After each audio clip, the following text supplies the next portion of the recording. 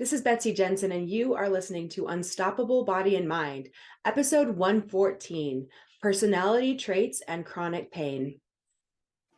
In this podcast, we learn to upgrade our brain and understand the power of our thoughts, to heal and to create the results we want in our life. Become the person in control of your healing and make peace with your life. Become unstoppable, body and mind. Hello, my loves. Today I wanted to talk to you about common personality traits that are associated with chronic pain. Now, this is definitely something that I was not taught in physical therapy school. My knowledge of chronic pain was basically you just treat all pain the same way, as if it's damage in the body, and you try to perfect the body and prevent further damage. And when I say chronic pain, it could be a bad back that flares up every few times a year, or it could be other symptoms like irritable bowel syndrome is a common one, digestive issues like reflux, issues like migraines and fibromyalgia, as well as things like brain fog or tinnitus or fatigue. Those can all be signs of neuroplastic symptoms, basically mind-body symptoms, meaning that the thoughts, the emotions, the nervous system are the things that are giving the brain the information to produce pain rather than that it's an injury that needs to be taken care of medically.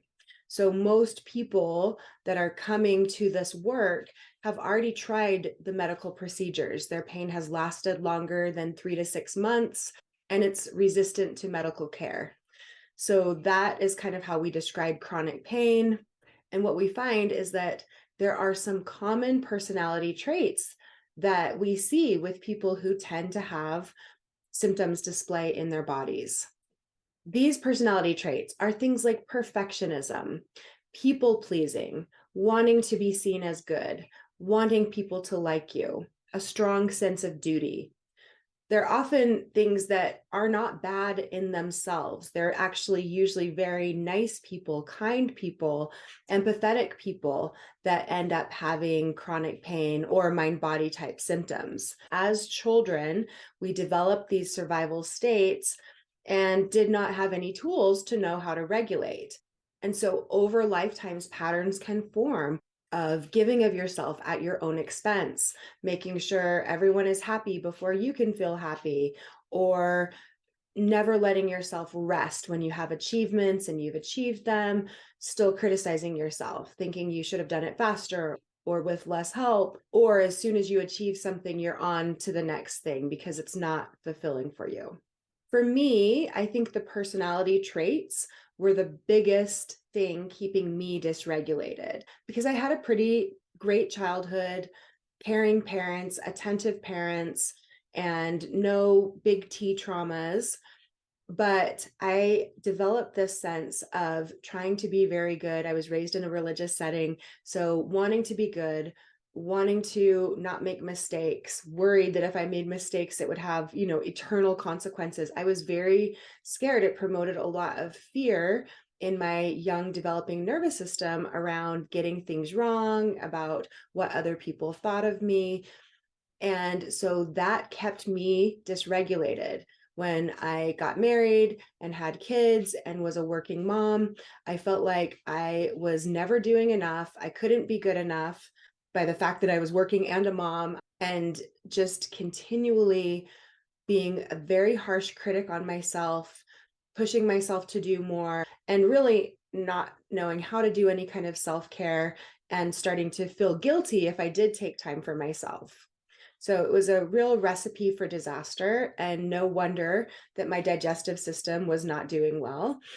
Because when you're in these survival states, your digestive system shuts down, right? It's not as important to digest your food as it is to run away from a tiger. But in my case, there was no tiger chasing me. Many of the things in the environment were actually safe for me, but I kept myself in a dysregulated state all of the time because of these personality traits, these survival states that I had used to cope and did not know any differently and did not have any tools to regulate myself out of. Dr. Schubiner describes internal pressures. Internal pressures meaning the pressures that we put on ourselves that keep us in these fear states and in states where we're more likely to produce that neuroplastic pain. He says people who are at higher risk for having mind body syndrome are people who put more pressure on themselves, who are more self critical, self blaming, who feel more obligations and have a strong sense of duty. They worry excessively, take responsibility for external problems. They're overly conscientious and caring about others, and especially to the exclusion of doing things for themselves. So I checked every box on there for myself. That's exactly the way I was living my life. It was actually well meaning and well intended. I wanted to be a good person. I wanted to be there for everyone. I wanted everyone to like me. But by setting myself up for these unrealistic standards, I was actually really harming my own body and creating a state of dis-ease constantly. I like to remember that these personality traits developed as protective survival responses. Sometimes you'll hear them called trauma responses. When you look at these personality traits of chronic pain, you can see them in the survival states. So, this is what I mean. The kind of person who might tend to go more towards fight and have chronic pain would be the kind of person who would be angry or frustrated with themselves, critical of themselves, also tending to find imperfections in others, feeling like a victim, and blaming. So, this is actually a survival state. And this is what your nervous system has developed as you were growing up, as your nervous system was developing. So, like as you were growing up as a child, this was not a conscious decision. The autonomic nervous system happens automatically, it's below our conscious control. So, our response to an unsafe situation as a child could have been to go into fight. Now, for someone who tends to go into flight, that response is this perfectionistic response. Like, if I could just do things better, if I could do things perfectly, then I'd be safe.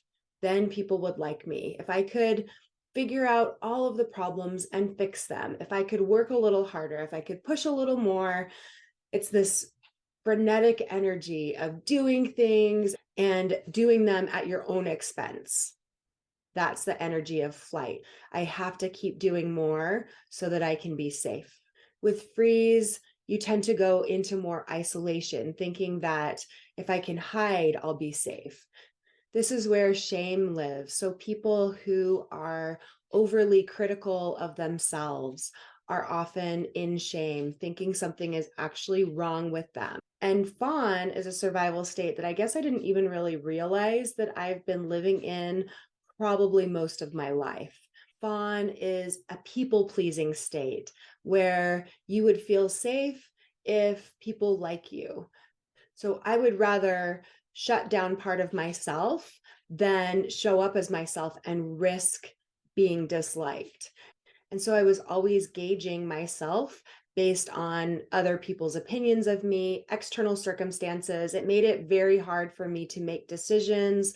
I would always want to ask a lot of different people and get a lot of different responses. So it was confusing. And in fawn, you tend to be more empathetic. You can read the room. You come in and you can just feel what other people are feeling and you can imagine how it is for them.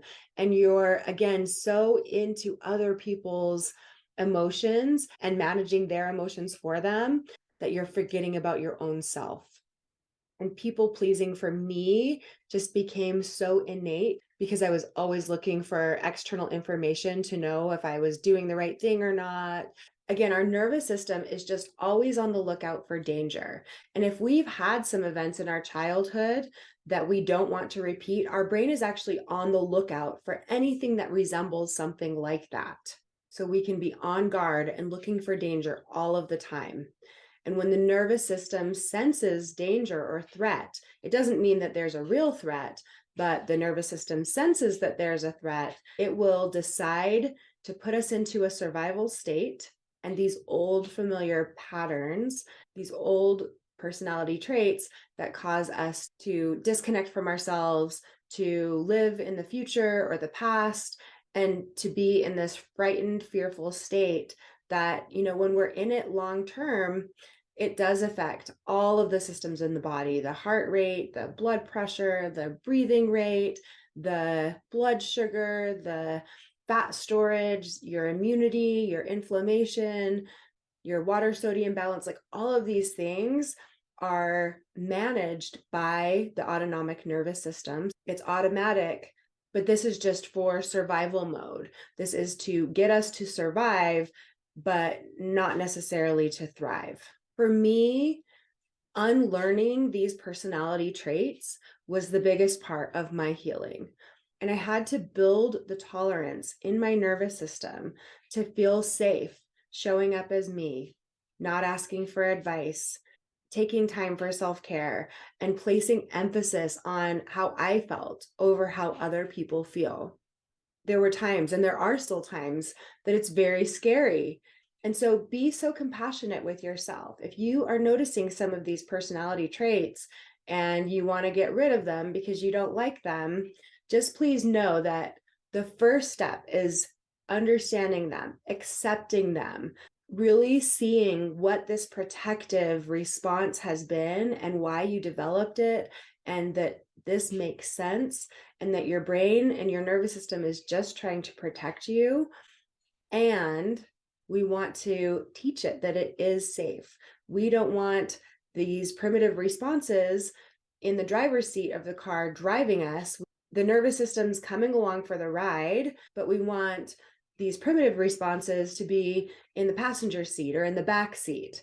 And when you learn the tools to regulate your nervous system, then if you do go into these survival states, you know how to process through them. You know how to move through them and get back to regulation with most ease, rather than what we typically do, which is fight and resist, which actually makes our symptoms worse. If you identify with these personality traits, and if you have been doing this work and want a little extra help, or if you want a community of people who know what you are going through and are going through similar things, check out Alignment Academy in the show notes.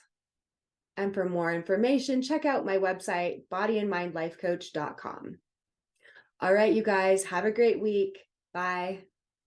Thank you so much for listening. I hope you learned a little bit about your brain today that helps you in your life like it helped me.